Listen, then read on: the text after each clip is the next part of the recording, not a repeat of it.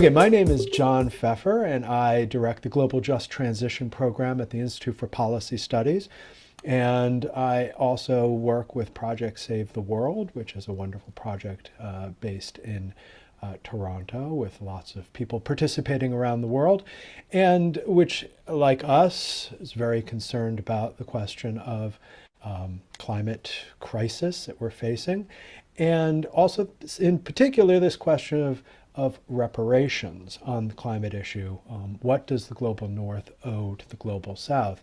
So, on that topic, I've invited someone who has been writing on this issue intensively for many years, Tom Athanasiou. And Tom is the author of Divided Planet, The Ecology of Rich and Poor, which is an excellent book. I recommend that you go out and get a hold of it. He's a long-time left-green writer, speaker, and organizer. He's been working on this question of distributional justice as a precondition for rapid climate stabilization.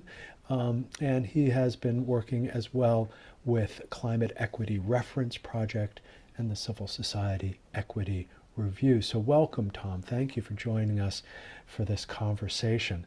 I want to start with this question of, well, what is the climate debt? What does climate debt mean, and how do we distinguish it from this other kind of popular phrase that we hear, which is climate reparations, in this relationship between global north and global south? That's a very interesting question, John, and a surprisingly difficult one. I think the first thing that needs to be said about that is that um, if you were, for example, a skeptic of the idea of climate debt, you would have to begin by affirming, very strongly affirming that A, there's a problem with colonialism and its relationship to the climate crisis, a very serious problem. And there's also a very serious debt crisis in the global south. So the first thing I want to do just to stipulate and set it aside is that climate debt is not financial debt in the sense of, Mozambique owing money to Citibank or something like that, right? That is a crisis in and of itself in the existing political economy and has to be addressed if there's going to be any chance at all of a just global climate transition. Climate debt um, rather points the finger at the historical debt as it is constructed of the global north to the global south, specifically with respect to carbon dioxide emissions, right? And and it's very difficult to disentangle it from the history of fossil capitalism, right? And so that's what it points the finger at. And so the other initial point I would like to make is that um, if your goal with this kind of slogan, I'm gonna say that climate debt is kind of a slogan, um, as opposed to a robust analytic category. If your goal is to make the case for massive redistributions of wealth between the global north and the global south as part of the climate transition, you don't have to go there. You might want to go there, but you could just as easily anchor your analysis in an analysis of unequal exchange in the present moment, right? In the present moment. And there's that's an act unequal exchange within the world system is an area of active research, and and I don't know if the numbers have changed in the last year, though I do have a paper that I have to look at right over here. But it's typically estimated at about $2 trillion a year in the flow in the present moment from the global south to the global north. And this is $2 trillion in terms of the things that the global north is extracting from the global south, Extracting and the in terms of value, minerals and yeah, but but even that's a little complicated because do you when Saudi Arabia, which is typically considered to be part of the global south and wants to maintain its identity and its rootedness in the global south as long as it can possibly get away with it, is shipping oil to the United States. Is that an extractive process that the United States should be uniquely blamed for, or do the Saudis have some culpability in the downsides associated with that flow of capital? and Um, China as well. China and yeah, so that, also I mean, likes to associate itself with the global south. well, I mean, let's get right into it then. That I mean, so with either of these analyses, the one rooted in climate debt or the one rooted in present day unequal exchange, you have these two concepts of the global north and the global south. And I'm going to say that three things about that. One, it's still fundamentally true the macro structure of the global economy is still one in which the old the old North, if you call it, the United States and Europe maintain, a particular dominance in the and a sweet spot in the international economy. So I'm not saying that's not true, but but it's poorly defined. The lines are poorly drawn, and that in the climate negotiations in particular, where these geopolitical and geoeconomic groups of countries have to be mapped into negotiating blocks that maintain internal solidarity and that gets problematic. And it's important to say because that the Gulf oil exporters are a particular problem, and China is a particular problem, though there are other cases that are important, like Singapore, and a variety of gray area countries that are typically designated as emerging economies.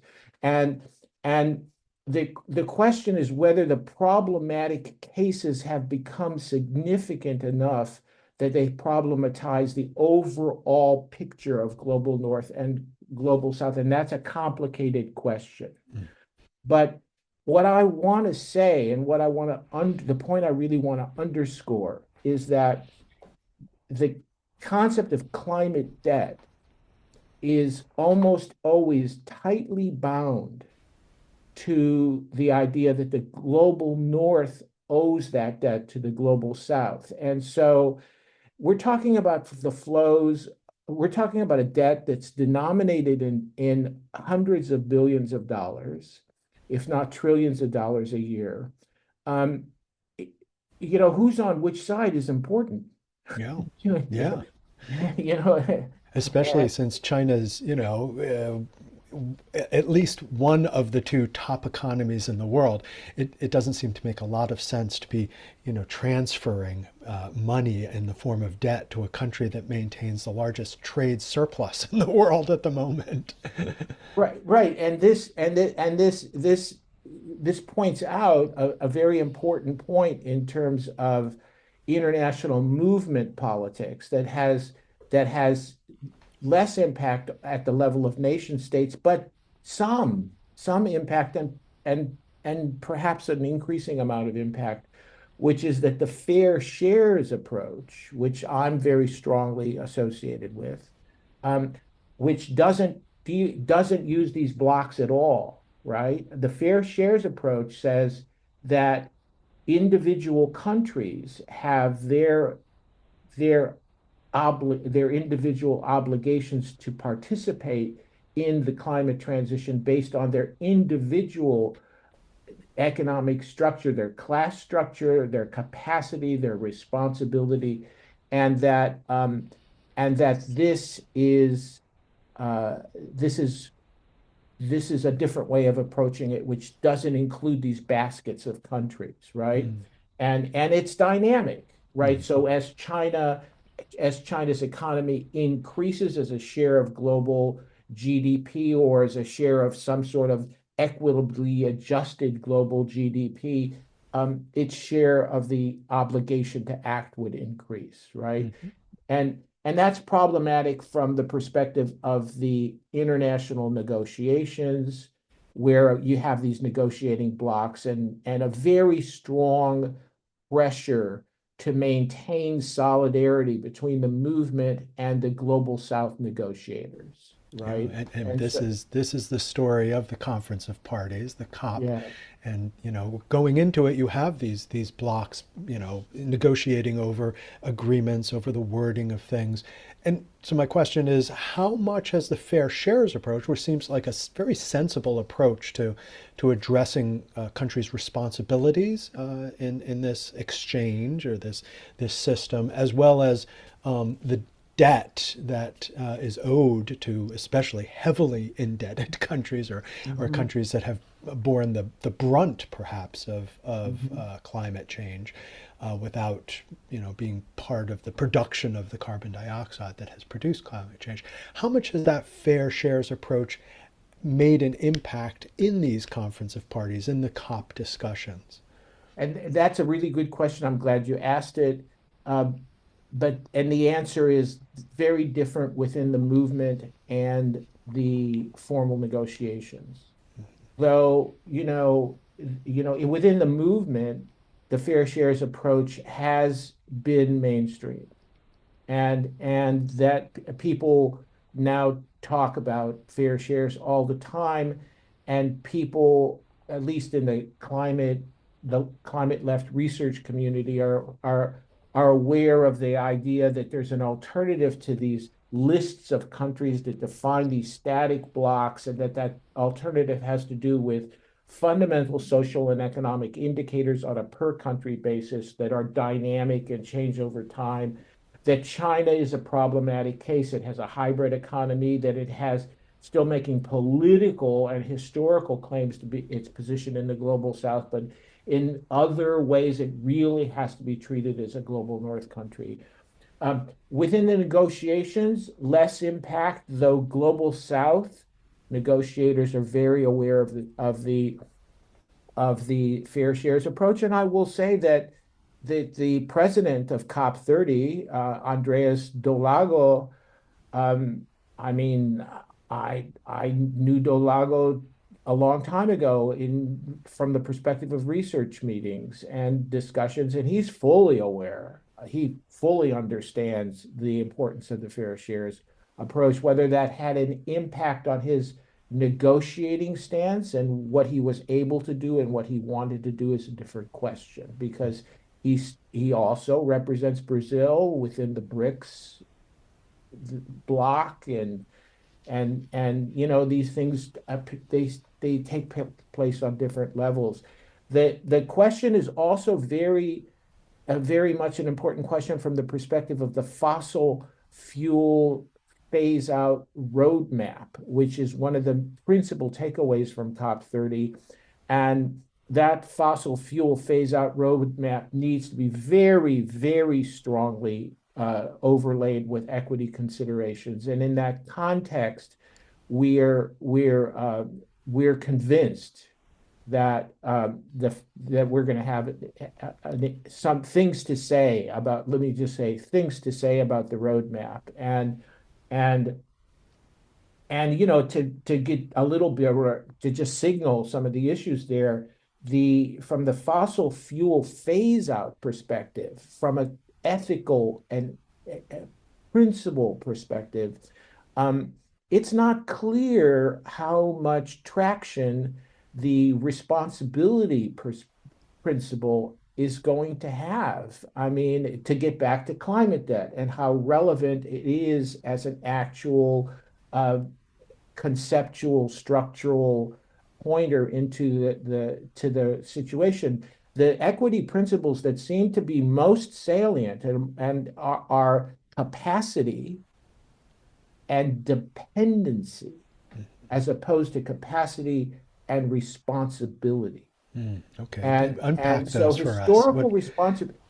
historical responsibility and climate debt are not playing a very important role in the phase out discussion.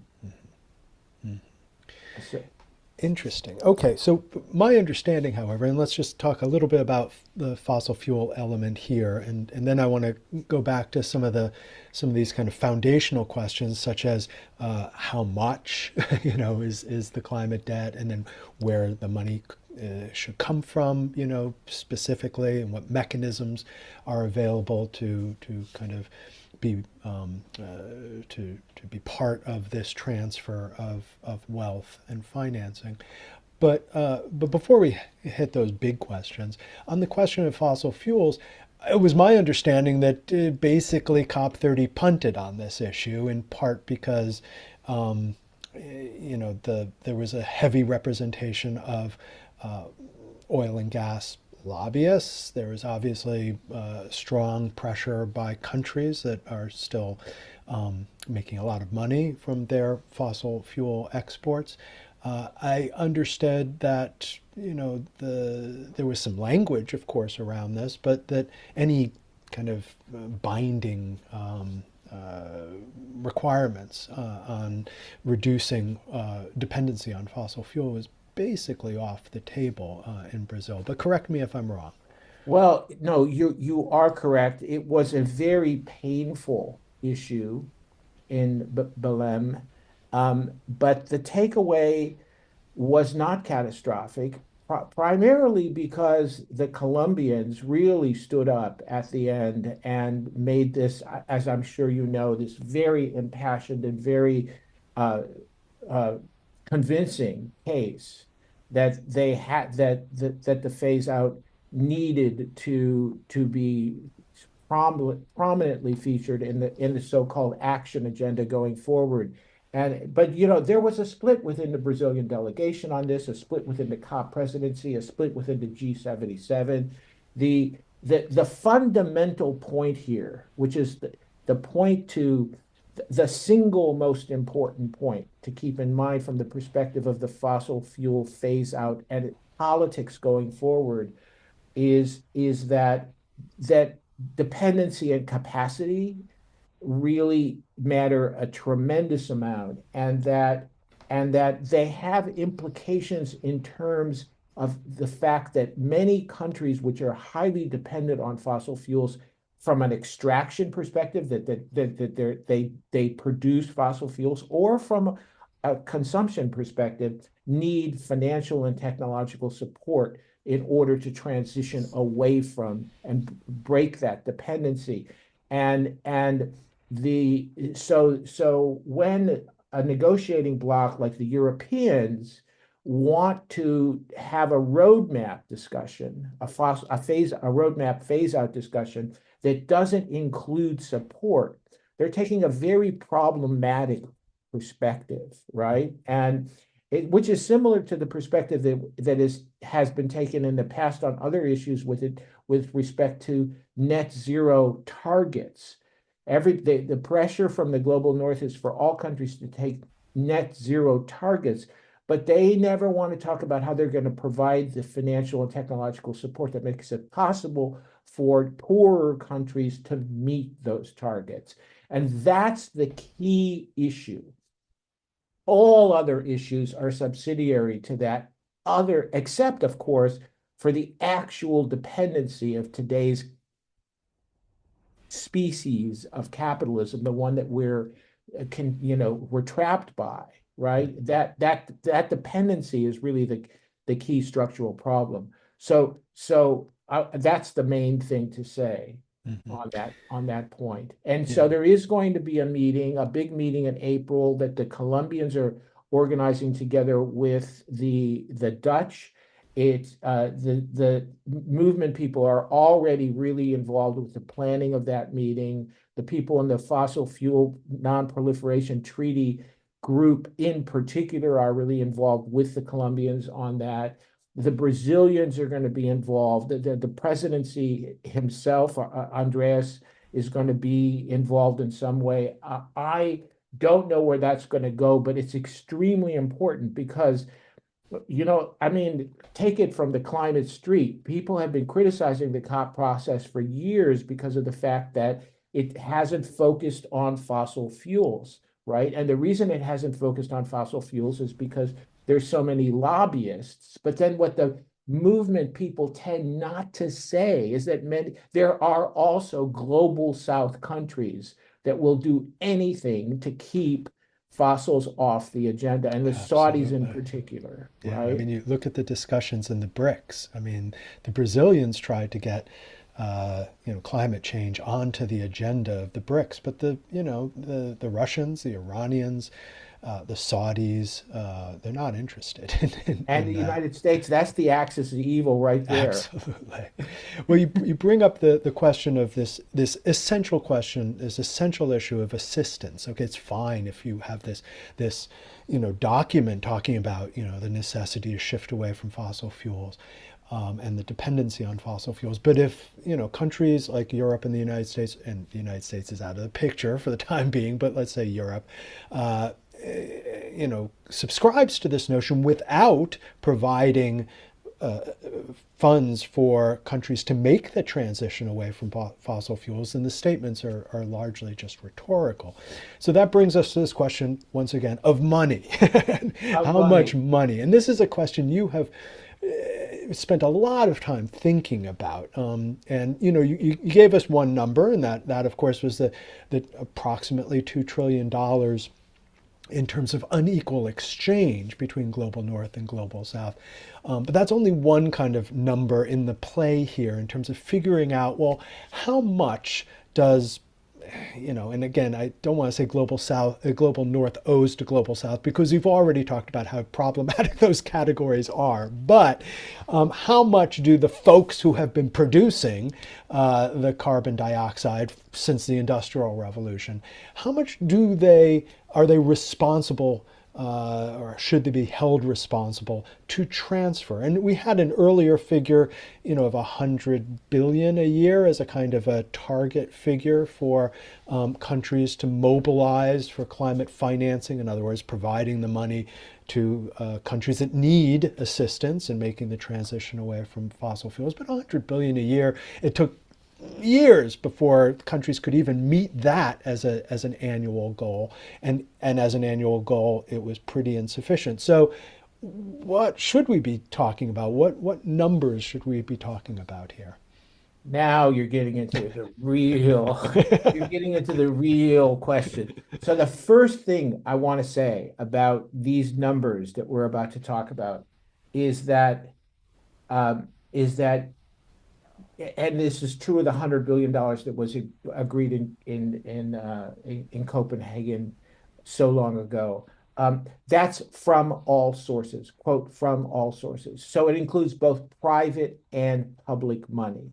And so the first thing you need to know is that the global North negotiators are and the global elites in general and their institutions and their propagandists and the whole cabal, they want they want this all to collapse into private capital flows. They want to privatize the whole thing, right? And a lot of it as loans, And a not just lot of a it is loans, which gets you back to the debt question, but not climate debt, actual financial debt, yeah. right? That has owners and interest rates and bonds and collectibles and all that stuff associated with it. The question of the really, if you're going to approach the how much the how there's two questions: how much and who pays, right? And the how much is a question of what we're going to call need, right? And there's a huge debate going on about need. And there are processes, including formal processes within the UNFCCC, to define that need. But the methodology is not clear. And you can understand why it would be so hard to define that need. First of all, are you only talking about mitigation? And in particular, are you only talking about techno-economic transformation?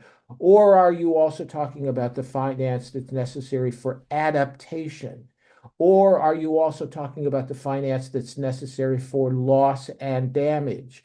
Or are you also talking for the finance that's necessary for just transition?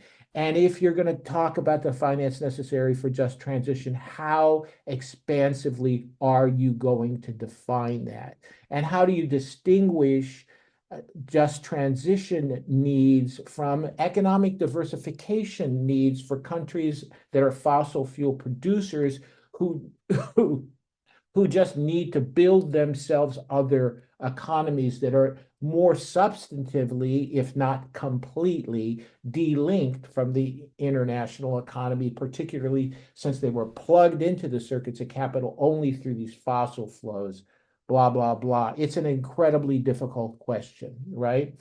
And so where we're going after Paris is that there's a bottom-up process for defining needs, which is defined within the Paris processes as as every country makes a quote unquote nationally determined contribution and then specifies how much money they need in order to achieve that contribution. That's usually seen as an emissions reduction contribution that it's making to the shared challenge of decarbonizing the global economy, but it really needs to be contributing. It really needs to include what it needs to do in adaptation space and just transition space and loss and damage space and be tied to national development plans and all the rest of it. Need is hard to define, right? Mm-hmm. Yeah. And it's not even a country that's extremely embedded in a subaltern way within the global economy, and just an ex-colony of the I mean Chad, Sierra Leone, right? Um, Countries like that have really been at the butt end of capitalist development. Um, they have elites, Mm-hmm. right? They're and they have some um, they have some agency and they have some ability to control their own domestic economies and their own investment decisions. You can't just say we need all the money that it's going to cost to transition our economy. Countries need to make their own contributions to the shared problem. So Mm-hmm. it's really hard to define.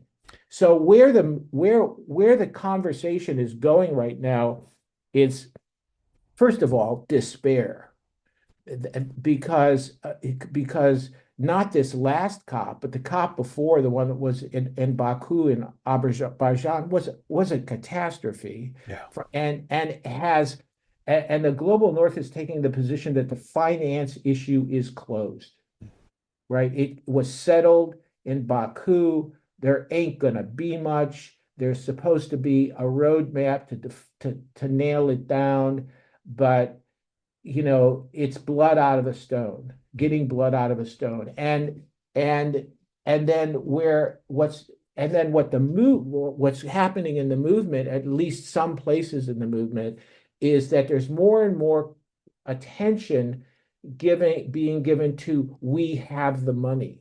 Mm-hmm. Because you know how the politicians, the right-wing politicians in the global north, they always want to say they're broke, Right. right? Right. The austerity card gets played over and over again. So in the Civil Society Equity Review last year, we did a very detailed analysis of possible places that the money could come from. Mm-hmm. Everything from finance transaction tax to the Zuckman tax, wealth taxes of various kinds, pollution taxes of various kinds, and the redirection of subsidies from fossils to renewables, the closing of tax havens, the redirection of military budgets to just transition budgets. And and there's a very, very interesting conversation to be had about taxation, which is in my view, where all of this is ultimately going to have to be settled in the area of taxation.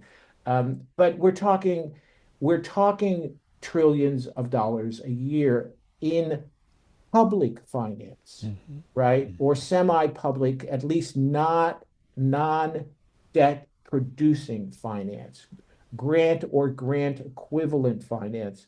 And the institutional apparatus of late neoliberal capitalism is, frankly, I'm going to be frank, incapable of dealing with this problem. I mean, people don't like you to say incapable because it seems to be giving them an exit card, right? So there it is. It's need. It's on one hand, one part of the problem is what is needed, and that has to be sequenced. It's different in different sectors, different in different countries, Mhm. and where is it going to come from? And they want to make it all private, but we want to make it public, and we want to collect it equitably, and we want to collect it in a way and disperse it in a way that's consistent with some vision of global just transition. And it's magnificently complicated. Well, yes, thank you. Thank you for at least providing some of the outlines of this complex situation. From what I understand, we've moved on at least from the 100 billion conversation. Civil society, from what I understand, at least in Brazil, is coming closer to asking for somewhere around the line, around 1.3 trillion. Is that correct? 1.3 trillion from all From sources. all sources. Um, and so I mean, it's an interesting situation where, of course, the demands coming from civil society have increased, although there are some asterisks. Um, but we're in a different political environment, especially with the United States, no longer basically participating in these conversations, and therefore, however problematic U.S. participation has been over the years, non-participation is clearly not good. But then, on the other hand, we have China, that is, with its Belt and Road Initiative, continuing to support fossil fuel extraction. I mean, that's clearly the case, even as it is making an attempt to green its Belt and Road Initiative. In other words, providing financing and investments for renewables, as well as the mineral extraction that is necessary, kind of for renewable build out. China could say, look, you guys can have your conversations and COP whatever, but practically speaking, we are providing the financing on a day-to-day basis for transition. Okay, yes, still we're providing some, money for the old economy, the old and dirty economy, but practically speaking, on a day-to-day basis, we are doing this while you guys are talking. I mean, so is that the future in which the United States especially is absent from these conversations? Civil society is advancing its claims, and China on a day-to-day basis is basically providing the capital, at least in part, for transition. Two things about China. One is that it because it wants to be part of the global south and not be part of the global south at the same time, doesn't like to talk about how much it actually provides in international transition support to other global south countries, which is a crying shame. And one of the topics that we haven't really gotten into here is just bad negotiating from the global south, just bad negotiating, right? And And I mean, it would be so helpful if the Chinese were to just say, and we're giving this country this much, and this is what we're providing, and subsidized panels to Africa over here, and here, and they don't want to do it because it undermines their standing as a global South country. They'll gladly do it in other arenas and other negotiating processes, but they don't. But when they come to the climate negotiations, they want to wear a global South hat. And but the other thing I want to say about this is that China is absolutely changing the game in terms of the nuts and bolts of the transition. And and I mean, people have realized this in a big way in the last year, but it has not by any means landed yet. Mhm. The Chinese absolutely own EV production. They absolutely own solar technology. They basically control the development of wind technology. They're, now we're not even talking about robotics and AI and all that hoo-ha.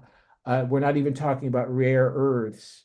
But we're not even talking about manufacturing in general across all the energy supply chains and all supply chains in general, but it's unbelievable.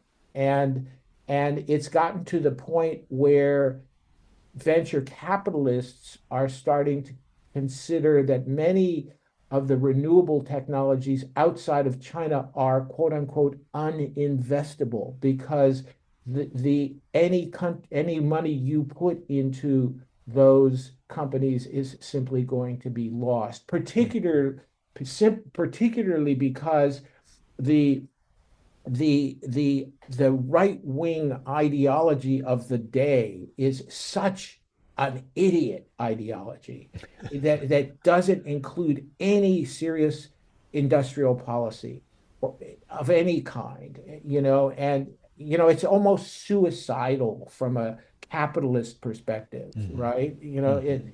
And so I really have to make that point because a lot of climate politics rotates around technology, and a lot of greenies don't want to talk about how important technology is as a driver because they feel like it's kind of being techno deterministic and saying that our fate depends on the fate of the machines and stuff like. But it's really important, right? That we need two things to get out of this box that we're trapped in. We need the technology revolution, and we need a high cooperation world. And the great thing about the the technology revolution is that it's actually happening, and it's going to destabilize a lot of these other arrangements and undermine the power of the fossil fuel cartel. So it's all good. China isn't going to save us, but it is providing the technology that will allow us to save ourselves, and kudos to them for that. Well, that I think that's largely Bill McKibben's argument. That these revolutions in technology, um, plus a somewhat naive, I think, understanding of how the market works. But anyway, those two combinations will push or drive an energy transition, regardless of what the ideologues associated with Donald Trump or his brethren in other countries believe. And I think your point about industrial policy is really an interesting one because we have actually a resurgent. We had, of course, an industrial policy of sorts under the Biden administration here in the United States, and Trump, of course, runs against that particular industrial policy, but he's kind of put forward his own version of an industrial policy centered around fossil fuels. And I was astonished to learn, for instance, that he made a big announcement about opening up leases for drilling in the Arctic Wildlife Refuge. Less recognized has been the fact that there's been no corporate interest in actually buying those leases, and so the fear is that the government, Trump's administration, will intervene in the economy. The free market has spoken. There's no interest in drilling because it doesn't make any economic sense to do so from a market point of view. But the fear is that he will increase the incentives to such an extent, even giving away the leases without any payment, in order to encourage basically an uneconomic action by corporations to drill in a absolutely the worst possible place in the world to drill. So that seems to be the fear that we've gone back to like 50, 75 years to an industrial policy that once existed, that encouraged fossil fuel interests at the very edge Yeah, of yeah. the window of opportunity for fossil fuel companies to continue to make a profit in this world. I mean, there's something to be said that needs to be said about this, which is that what the climate movement actually wants, though not in so many words, is a different kind of capitalism, Mm-hmm. right? And Andreas Malm and his crew always talk about fossil capitalism, and fossil capitalism will kill us. Mm-hmm. It is exterminist in its logic and structure. Um, but what's the path? What's the path away from fossil capitalism that opens the door to actual sustainability? That's the sort of meta strategic question that we have to face, right? We cannot say that the the the redistribution of transition resources that is necessary in order to decarbonize the global south and the global north in some sort of a managed and planned way. That redistribution is going to be tied to the dismantling of the post-colonial north-south economy, not completely. We have to be breaking away and dismantling the legacy of colonialism, but we can't tie the decarbonization process too tightly in there, right? So that's a huge, huge problem, which is represented by the concept of climate debt, right? And that's the other thing. In the long term, of course, many of us believe that capitalism itself has to go, but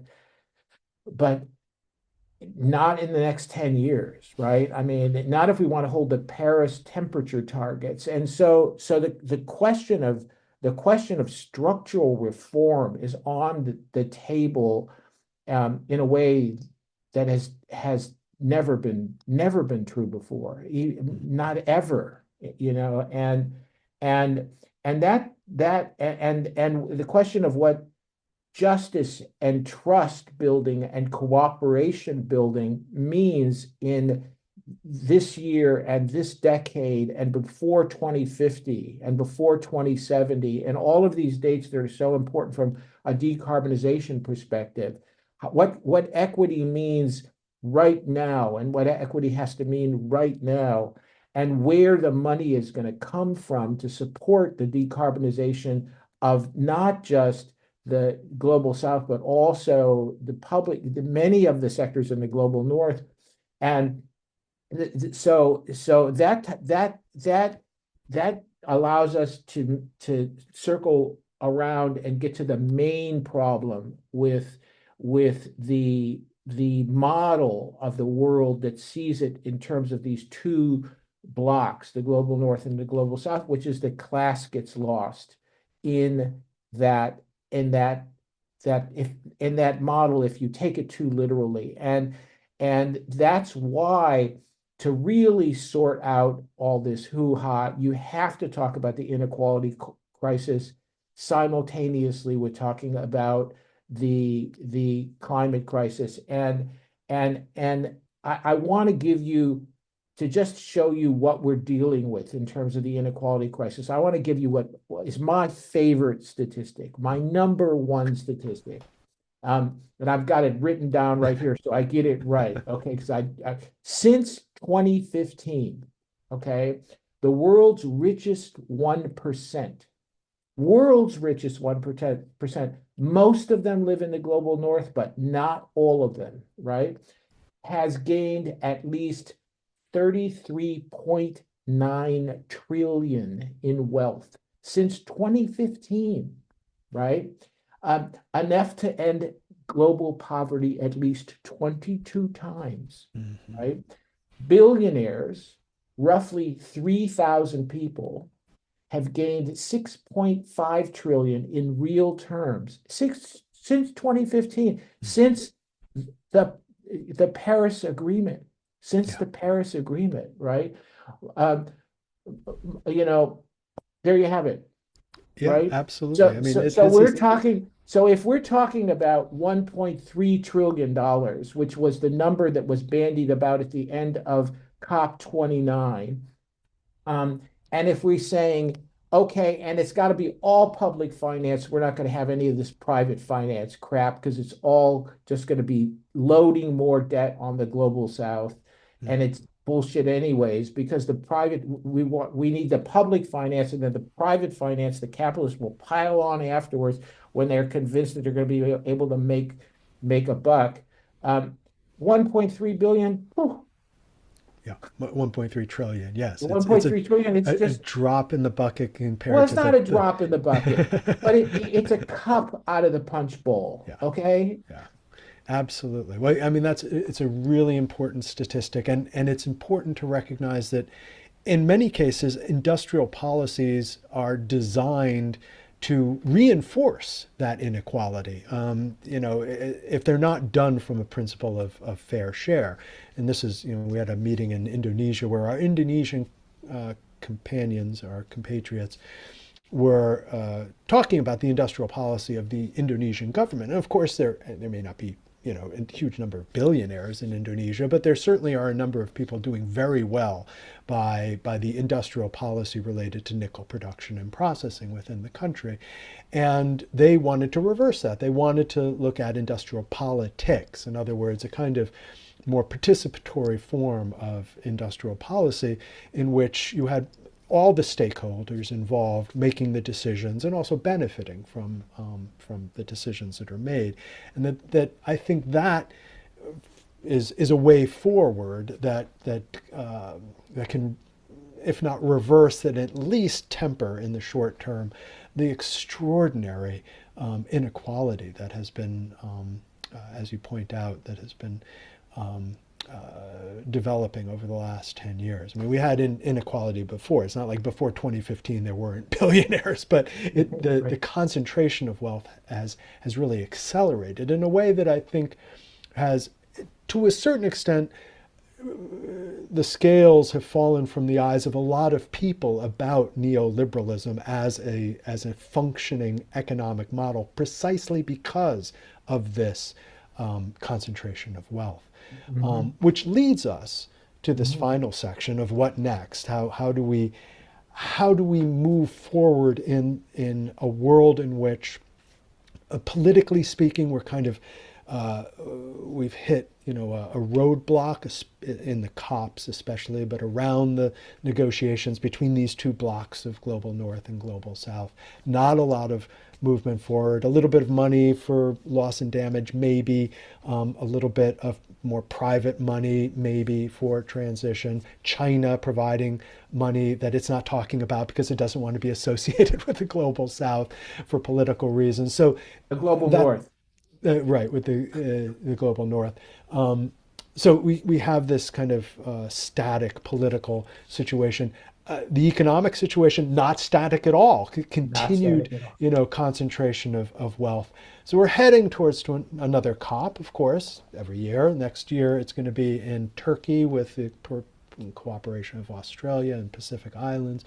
What can we do in this political and economic situation to advance the fair share approach to climate reparations, this kind of more subtle, complex understanding of climate debt? What can we do? Well, that's a great closing question, and I want to say two things about it. One is about a different model of reparations, and one is about the outcome of COP30.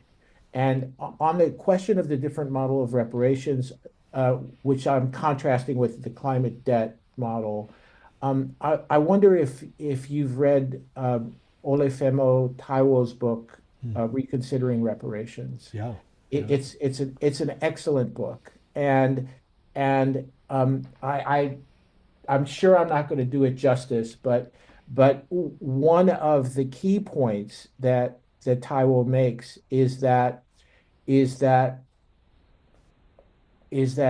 the only he asserts this concept of constructive reparations, which he distinguishes from um, the concept of payment for past harms.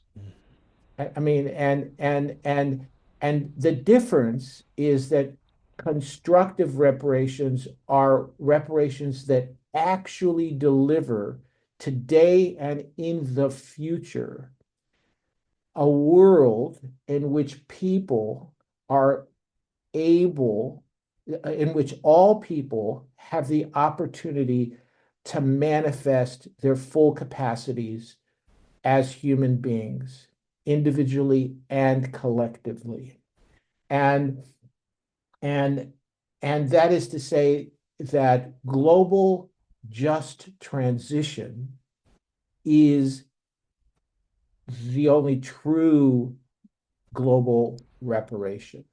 And Hmm. that anything else is just a approximation, a gesture, a transitional instrument, not to be deprecated, but not to be understood as a forward looking, repair, a true repair of history, Hmm. right? Hmm. And so in and I and that I just want to put that on the table and let it sit there along with the idea that the problem with the North-South model, when it's reified, it's not always reified, but when it's reified, is that it allows the elites in the South to hide Hmm. basically from their own obligations to pay, their own obligations to redistribute their wealth.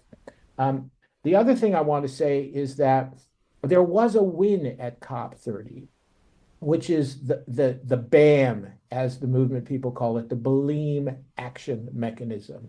And it's the establishment of a new institution within the UNFCCC that coordinates a much more systematic approach to global just transition.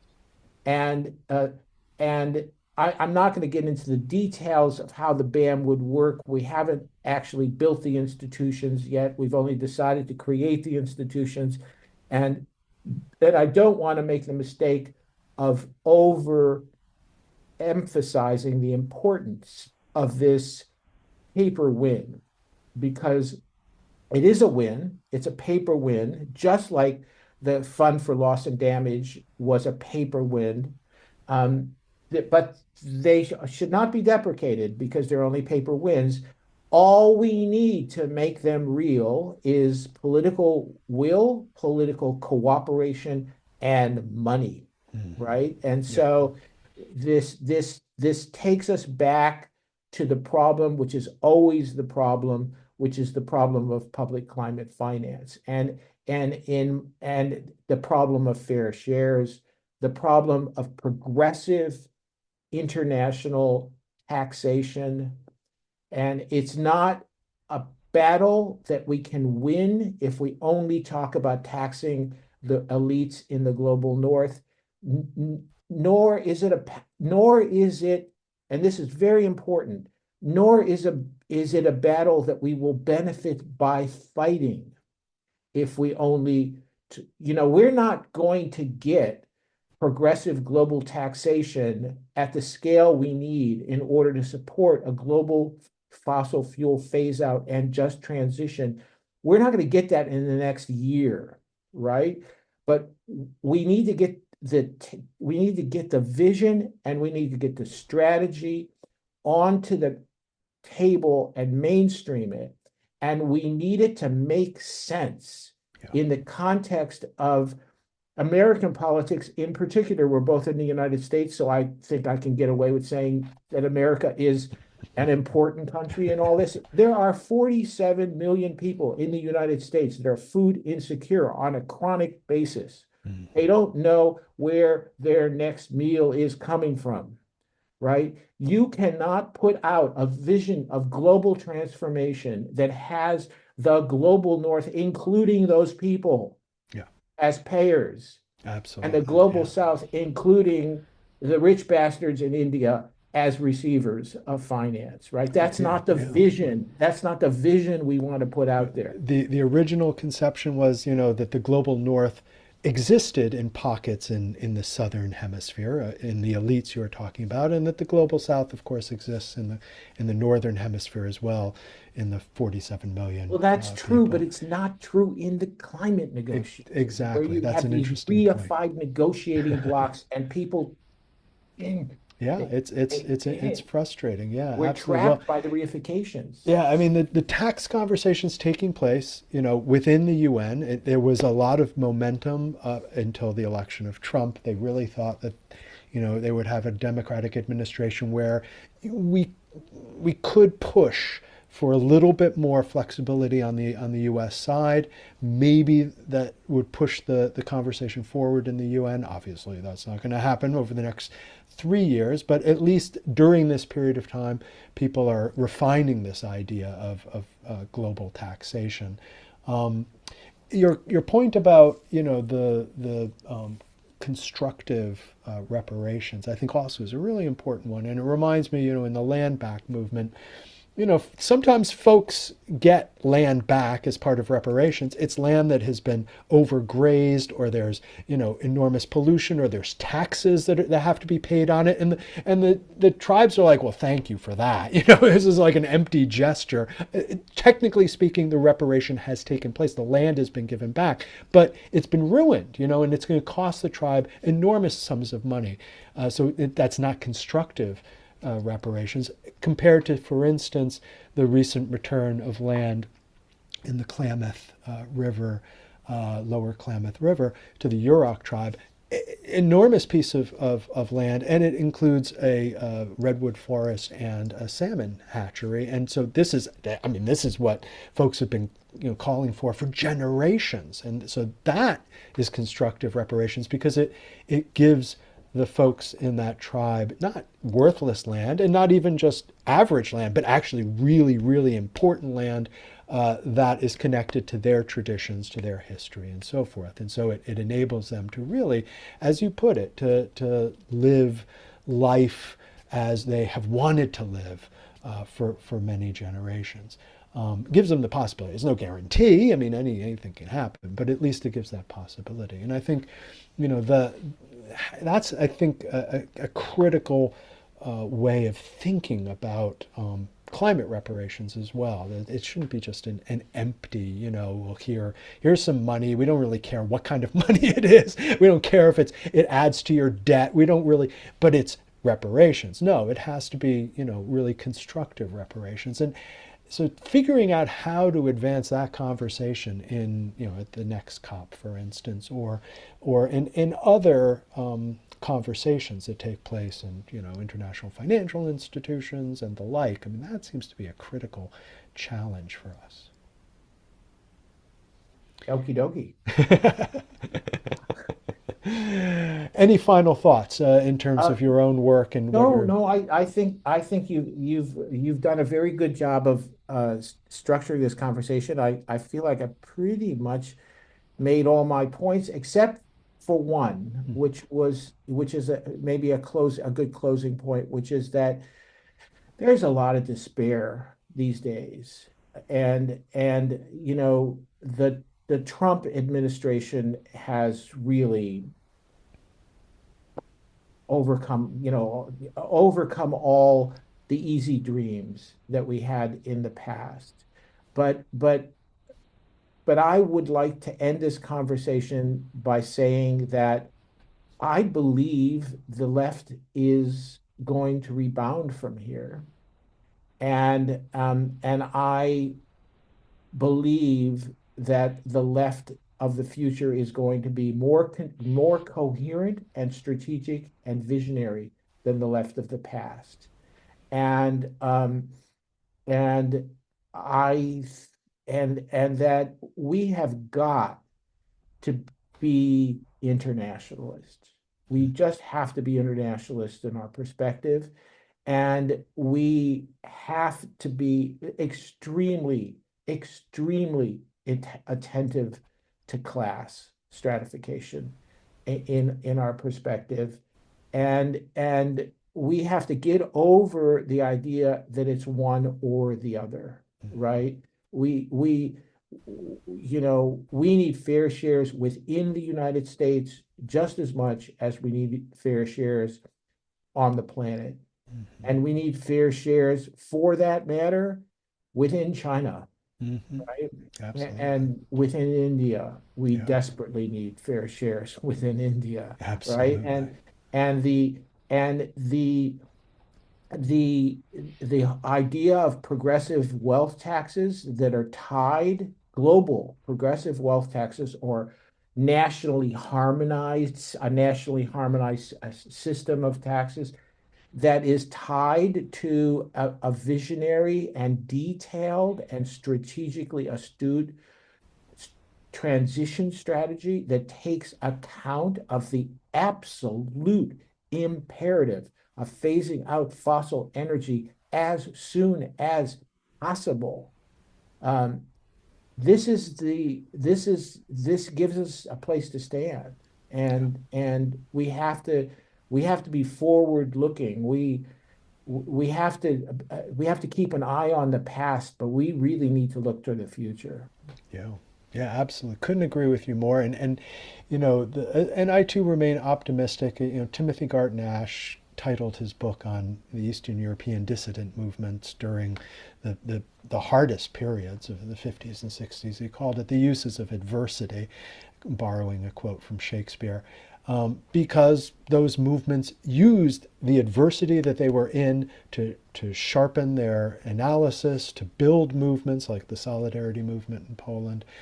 So adversity turned out to be quite useful, and I think you will agree we face a lot of adversity right now. It's a good thing because we got plenty. Right, so we better use it.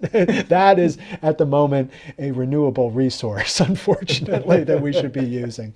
Tom, thank you so much for It's for been a for it's been talking, a pleasure talking to you, John. and we'll continue our conversations in the future. Take care. Okay.